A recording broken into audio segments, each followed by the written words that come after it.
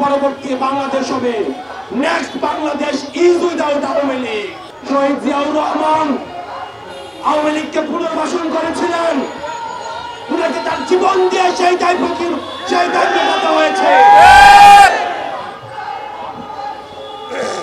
জামাতে ইসলামী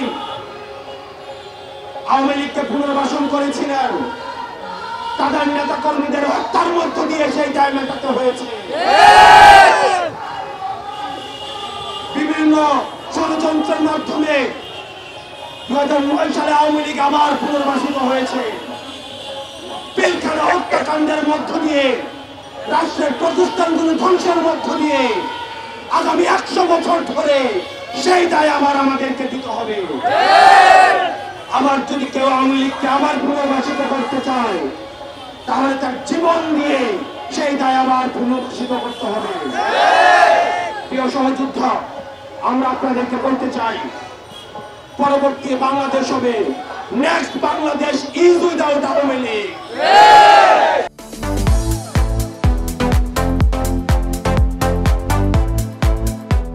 পরবর্তী বাংলাদেশ বিনির্মাণ হবে।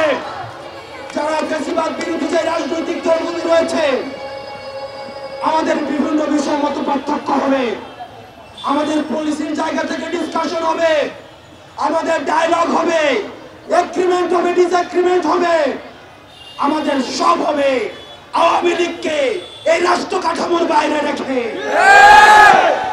আপনাদের ভুলে গেলে চলবে না, কোন গণতান্ত্রিক প্রক্রিয়ায় ভোটের মধ্য দিয়ে কিন্তু আওয়ামী লীগের বাংলাদেশ থেকে পালাতে বাধ্য হয়নি।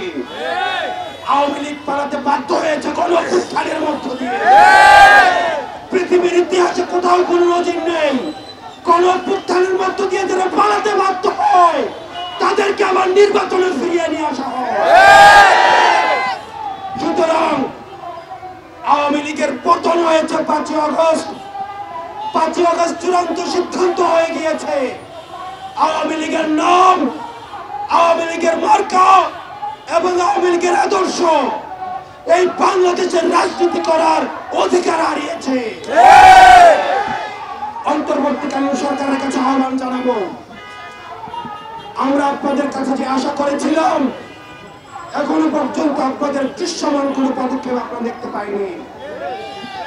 আমরা কোন নির্বাহী আদেশের মধ্য দিয়ে আওয়ামী লীগ নিষিদ্ধ চাই না, বরং আওয়ামী লীগ যে কৃত অপরাধ করেছে, যে গণহত্যা চালিয়েছে, যেভাবে মানুষের বাক স্বাধীনতাকে রুদ্ধ করেছে, গুম খুন হত্যা নিপীড়নের রাজনীতি চালু করেছে, আপনারা যদি সেগুলোর বিচার নিশ্চিত করতে পারেন, তাহলে আগামী 300 বছরও আওয়ামী লীগ এই বাংলার জমিনে ফিরবে না।